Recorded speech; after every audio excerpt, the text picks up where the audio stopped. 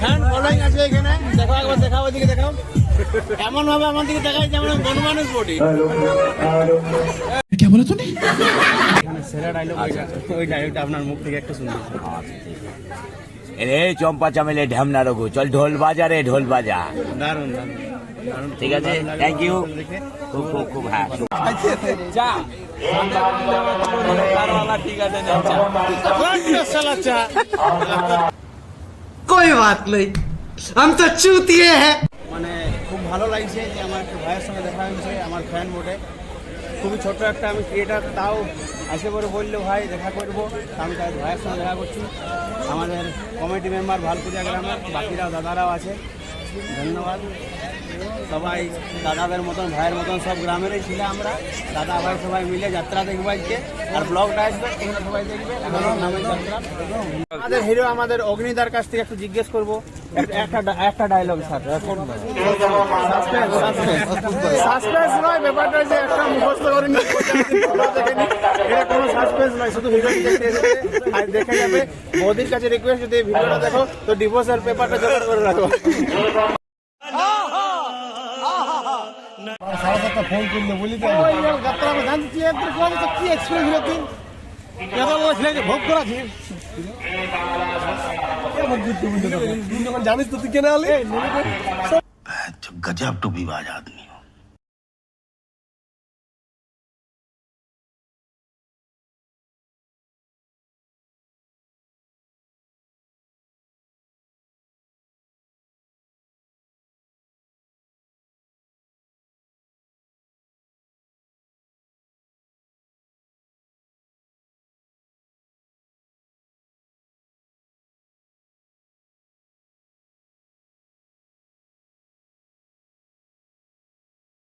আমরা লালটু দাদার জন্য ওয়েট করছি, আর ব্লগটা করতে করতে এবার জন্য চলে এসেছে চক্রবর্তী কাকার চপ দোকানে দাঁড়ায় আছি এখন চপ খাওয়ার জন্য। আর আমাদের যাত্রার ফুল টিম, আমাদের হিরো অগ্নি আর ভিলেন আমাদের রুদ্র চলে আসছে যাত্রা দেখার জন্য। যাত্রা দেখতে যাই না, হিরোইন দেখতে যাইছে। ফাইনালি আমরা ভালপুরিয়া গ্রামে পৌঁছে গেছি, তোমরা দেখতে পাচ্ছ। এসে দেখছি আমার মামার সাথে দেখা, এখানে মামা দাঁড়িয়ে আছে মেকআপ করে। ভেতরে গিয়ে একটু দেখি বাকিদের। শুনো এখন আমরা গ্রিন রুমে মেকআপ পুলিশ সেজে বসে আছে, বাদাম নিয়ে বসে গেছে সবাই লাইনে লাইনে। আমাদের প্রিভিয়াস ইয়ারের ভিলেন রহমান খান নাকি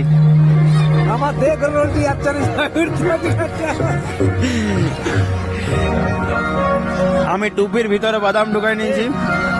ও কি গানটা লাগাইছে ভাই। আমি বিচার রাবুর কাজ করতে পাঠাচ্ছে তোর মতো জানোয়ার।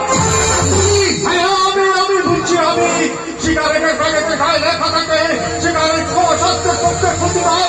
এবার প্রত্যেক বাবা মা তাদের এই বুকে বড় বড় করে লিখে রাখবে তোদের মতো অপদার্থ সন্তানদের জন্ম দেওয়া না এই সমাজের পক্ষে ক্ষতিকর। তাহলে তুমি আমার কথা মা বাবাকে বলবে না তো?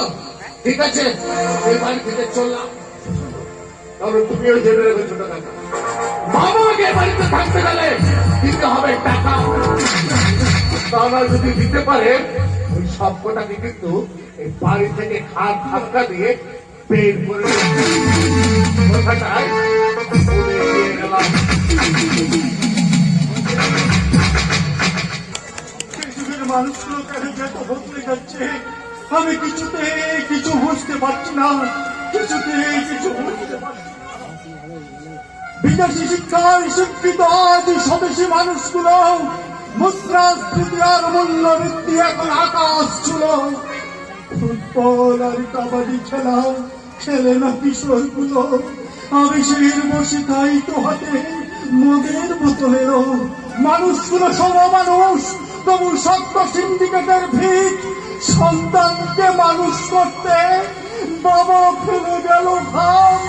সেই সন্তান বড় হয়ে আজ দেয় স্বার্থের দাম। খোদা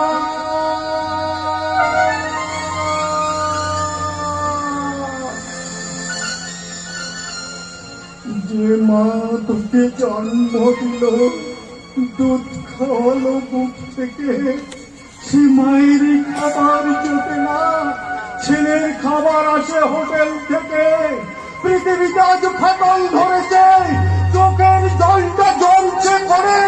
তাই তো এই খবরের হেডলাইন আজ বাবা মা কাঁদছে বৃদ্ধাশ্রমে, বাবা মা কাঁদছে বৃদ্ধাশ্রমে, বৃদ্ধাশ্রমে কাঁদছে বাবা।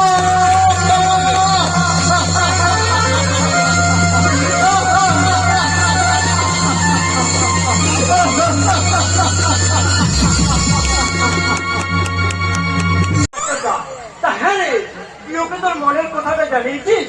না, আমি যতবার সিদ্ধার্থের সামনে দাঁড়িয়েছি ততবার বলতে গিয়ে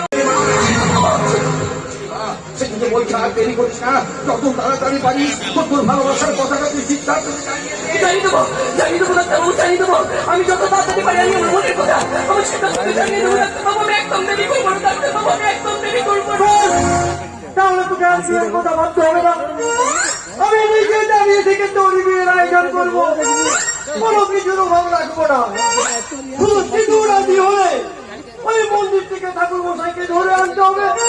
ধরে নে, হয়ে গেছে। হয়ে গেছে? এইবার পাঁজি দেখে দিনক্ষণ ঠিক করতে হবে। হ্যাঁ, ধরে নে, হয়ে গেছে। তাও হয়ে গেছে। শুধু রইল কেনাকাটা। আরে কেনাকাটার জন্য যত টাকা লাগে এই ডাক্তার টাকা দেবে, বুঝতে পেরেছো? বাপরে বাপ, তাহলে তো সব সমস্যা মিটেই গেল। ওই বরের ধুতি পাঞ্জাবি, কোনের বেনারসি, এমনকি বরের আংটি পর্যন্ত দিতে হবে ডাক্তার দা। হ্যাঁ, ঠিক আছে। আলমারি, ড্রেসিং টেবিল আর ফুলসজ্জার খাটটা। খাট। হ্যাঁ, ওই ফুলসজ্জার খাটটা একটু শক্ত পক্ত দেবেন তো, যাতে ভেঙে না যায়। বিয়ের পরের দিন কাল রাত্রি কেউ কারো দেখবে না। তারপরে বিরোধে ফুলসজ্জা। আর ফুলসজ্জা হয়ে গেলে তুই তো একদম সময় নষ্ট করবি না।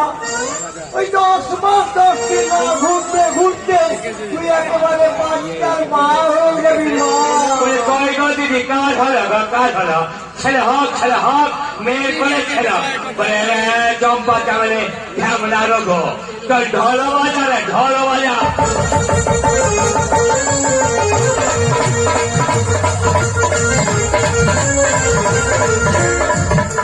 ওনার গণ মানে আমার কৃষ্ণ পেল না রে, কৃষ্ণ পেল না। তাদের পাড়া মুখ বানা থাকতে দিল না, থাকতে দিল না।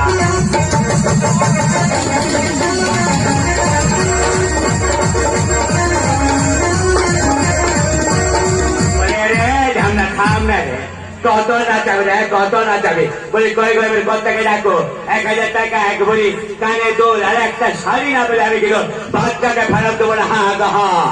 তোকে আমি এখানে বাঁচতে আসতে বারণ করেছি, তোকে কেন এখানে এসছিস? বলি কেন রে, কেন আসতে বারণ করে শুনে? তোর মুখ দেখতে আমার ঘৃণা লাগে। ঘৃণা।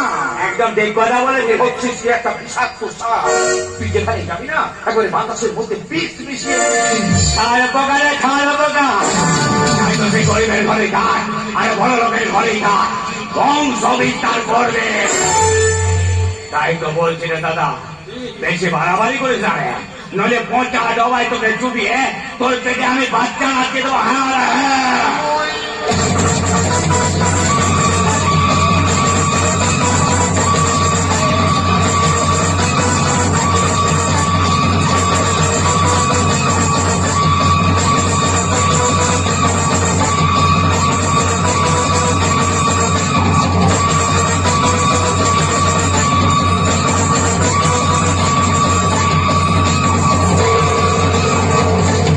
কেমন আছে লোক? বলে এই হচ্ছে তো দোষ লো, কিছুতে আমার কথা শুনতে চাস না। বলি কেন হলো? এত সুন্দর তো গতর খানা বানিয়েছিস না, কেন গ্রামে ঘুরে ঘুরে শুধু শুধু নিজের গতরটাকে নষ্ট করছিস? কতবার তো বললাম আমার সাথে শহরে চ, তোকে বাবু ধরিয়ে দিচ্ছিল। আমারও 2 পয়সা রোজগার হবে আর তুইও 2 তালালে পাবি। যে নোংরা কথাটা একবার বলেছিস, দ্বিতীয়বার যদি নোংরা কথাটা বলেছিস না তোর মুখটা আমি ভেঙে দেবো। চম্পা চামে ঢ্যামনা রোগো, তুই ঢোল বাজা রে, ঢোল বাজা। আমি কখনো যাবো শুনতে এলে খবর খাবি আর এক খবরে তোর ওই নামের পাশে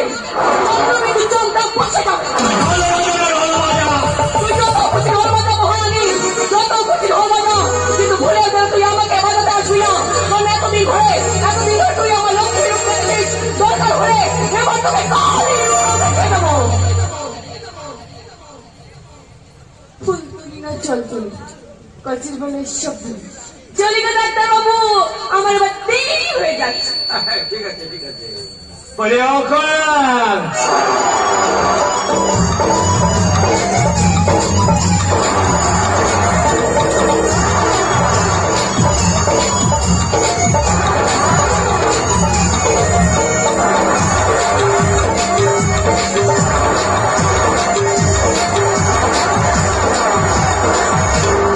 আরে চপ্পা চামেলি ঠান্ডা রাখো, আরে খল মজা খল মজা।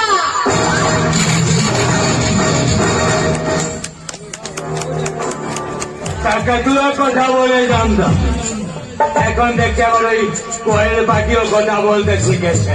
আমিও চলি দাদা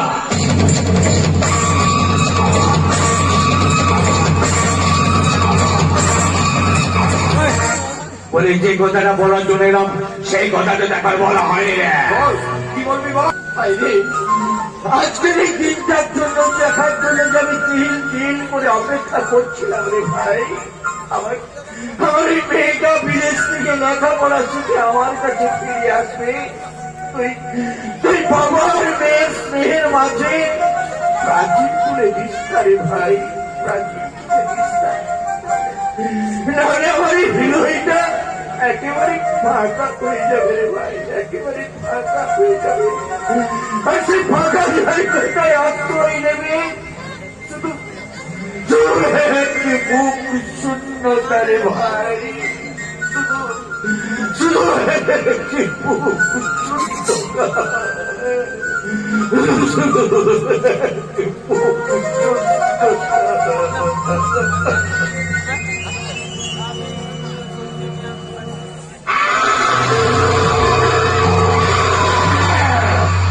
মহারানী, ও মহারানী, কি হয়েছে রে? ডাক্তারটা কি বলে গেল কিছুই তো বুঝতে পারলাম না। বলে বুঝাবুঝি কি আছে? বলে তো বুঝাবুঝি কি আছে? সময় হলে সেই বুঝতে পারবি না। তোমার উদ্দেশ্যটা কি বলতো মহারানী? ধ্বংস নয়।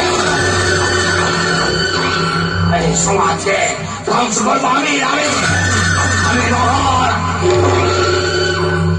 নয় রাজ্যের বাসিন্দা হয়ে ওই সম্রাট হিরোর মতো মৃত মিছিলে শুনে আমি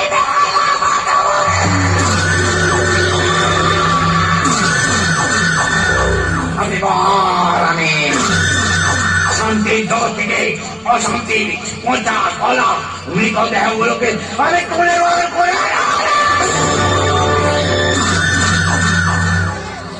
আরো ধরিত্রী মা, ধরিত্রীর মায়ের গর্ভে জন্ম নেওয়া হাজার হাজার সন্তান আমার এই মায়ের ঘরে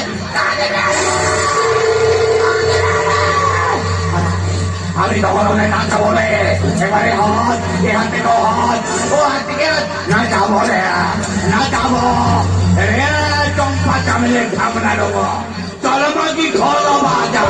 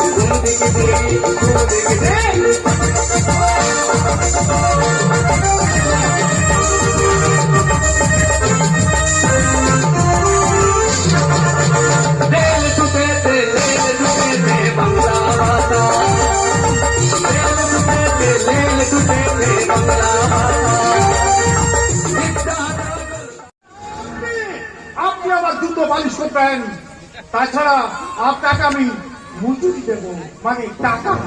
আর আপনি তো বললেন কোনো কাজই ছোট নয়। ও মাই গড, আমি কি করতে সাহস ছেড়ে এখানে এলাম?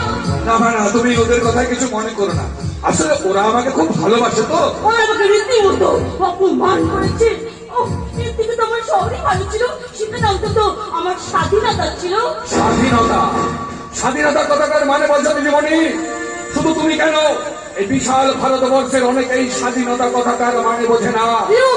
যে ছেলেটা বস্তা কাঁদে, কাগজ কুড়ায় পাড়ায় পাড়ায়, যে ছেলেটা রোজ বাজারে মুরগি কাটে পালক ছড়ায়, যে ছেলেটা রোজ হোটেলে উচ্ছে গ্লাসারে থালাবাটি, যে ছেলেটা সকাল বিকেল খাচ্ছে লাঠি তলারে চাটি, তাদের কাছে প্রশ্ন করো, তারা কি কেউ সঠিক জানে স্বাধীনতা জিনিসটা কি, স্বাধীনতার আসল মানে?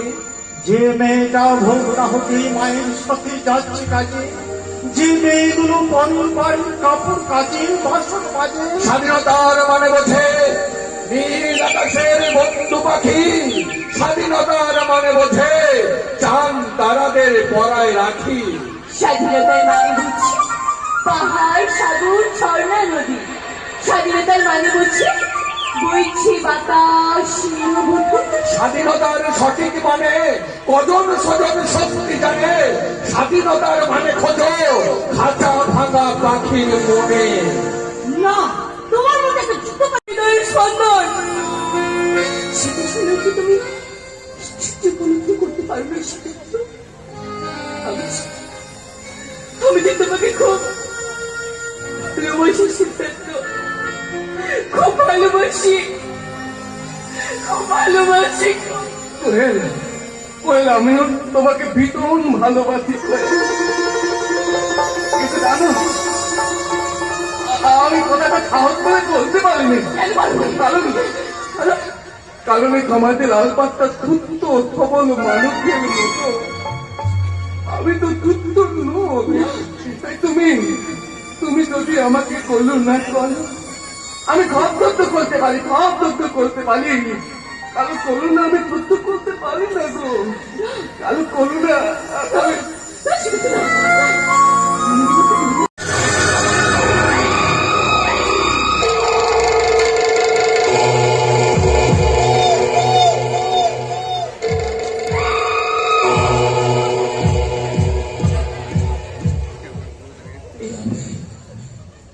আমি কি দেখছি রে?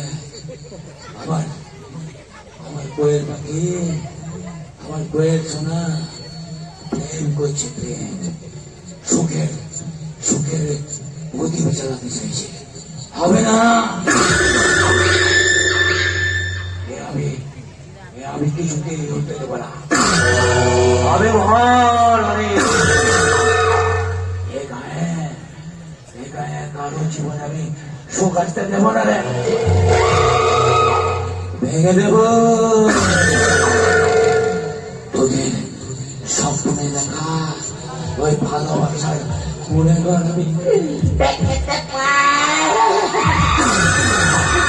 ভেঙে দেব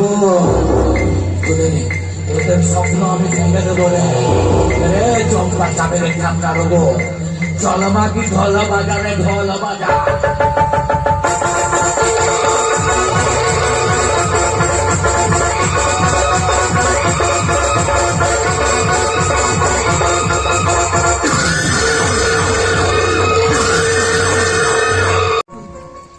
আমি তো মনে ঠিক এরকমই একজনকে চেয়েছিলাম। কারণ প্রথম দেখাতে আমি একটু ভালোবেসে পেলাম না, আর কেউ নয়। আমি এক্ষুনি বলবো আমার মনের কথা। এই যে শুনি তুমি কাঁদছো কেন? কেন রাখো এত দেরি করলে কেন? আমি তো অনেক চেষ্টা হুট করে মিলিয়ে চলে যেত, তখন পেলাম না। তবে কি এই মেয়েটা আমার বন্ধুকে ভালোবাসে? তাই যদি ভয়, তবে আমি কখনো ওদের মাঝখানে আসবো না। আমি শুধু ঈশ্বরকে বলবো, ও ঈশ্বর, আমার প্রত্যেকটা ভালো লাগার জিনিস তুমি আমার কাছ থেকে কেড়ে নাও কেন ঈশ্বর? কেন কেন কেন?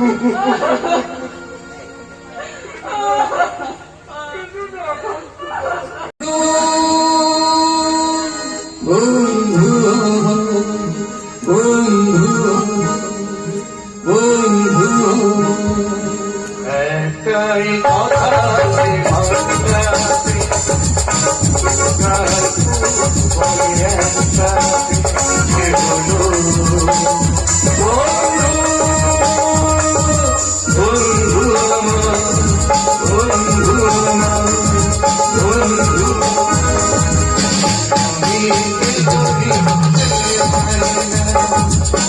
মনের বিচার করা সে জানে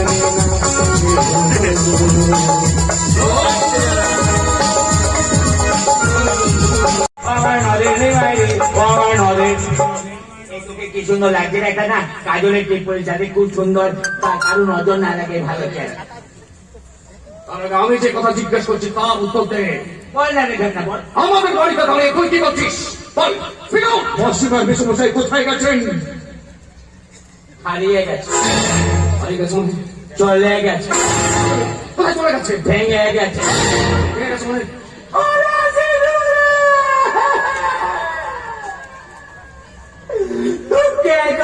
আমার বুকের ভেতরে বুকের ভেতরে কোন হাওয়া করে গান চলে আর কি হয়েছে সেটাই বলবে তো। মানে তোর কয়েবে আমার তো তোর বদলে গেছে রে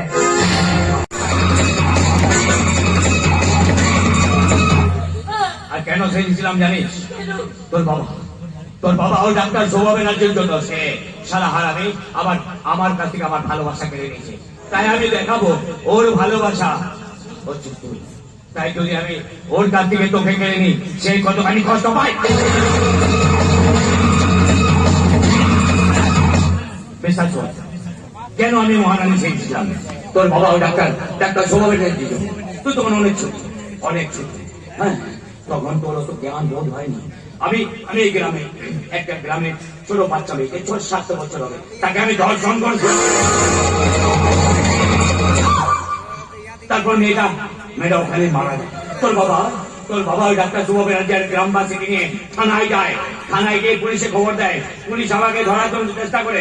আমি পালিয়ে গিয়ে মহারানী ছদ্মবেশে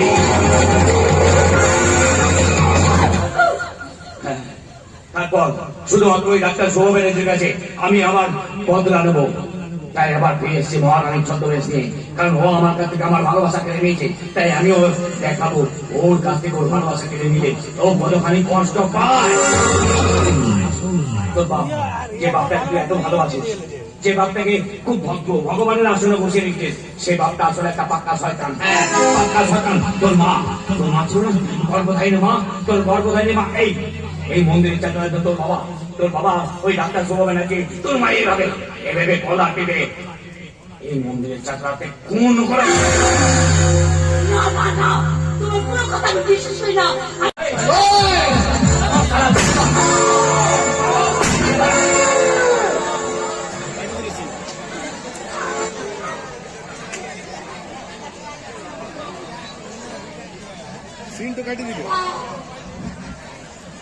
মহারানী এনকাউন্টার হয়ে মারা গেছে। চল বেগুনটাকে বন্ধ করাবার ব্যবস্থা কর।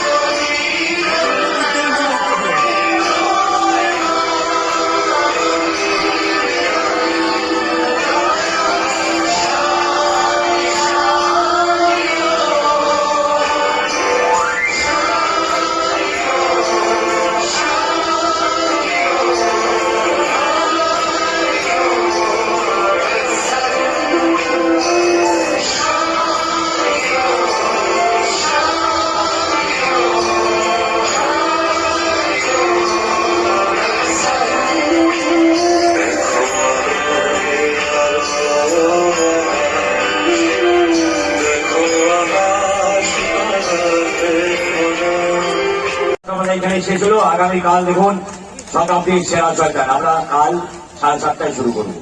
নমস্কার, শুভরাত্রি, ভালো থাকবেন। হিজড়ার চরিত্রে যে দাদাকে দেখলাম, আপনার নামটা বলুন একটু। আমার নাম রাজা চ্যাটার্জি।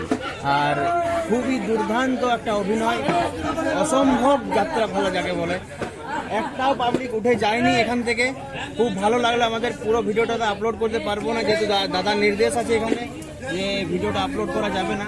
একটু ক্লিপ আপনার হয়তো ইউটিউবে দেখেছেন আগেও। বুকিং করুন। খুবই দারুণ যাত্রাপালা, ভালো লাগলো। আপনার একটা ডায়লগ একটু বলে দিন। যে ডায়লগটা আপনার এখানে সেরা ডায়লগ, ওই ডায়লগটা আপনার মুখ থেকে একটু শুনতে চাই। রে চম্পা চামেলে ঢ্যামনা রঘু, চল ঢোল বাজা রে ঢোল বাজা। দারুণ দারুণ দারুণ, ঠিক আছে, ভালো লাগলো থ্যাংক ইউ। দেখে খুব খুব